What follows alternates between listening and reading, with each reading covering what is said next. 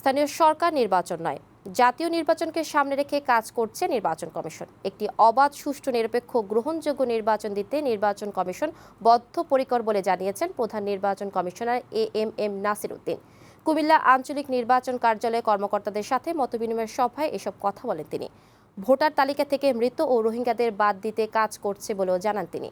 নির্বাচন কবে হবে এমন প্রশ্নের জবাবে নির্বাচন কমিশনার জানান, সংস্কার কমিশনের রিপোর্টের উপর নির্ভর করছে জাতীয় নির্বাচনের প্রস্তুতি।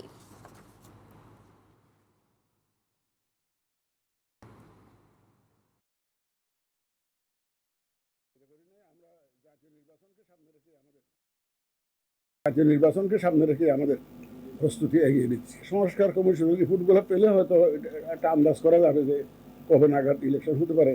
আমরা মাননীয় প্রধান উপদেষ্টা যে ইঙ্গিত দিয়েছেন ওনার 16 তারিখের বক্তৃতায়, সেটার আলোকেই প্রস্তুতি নিচ্ছি।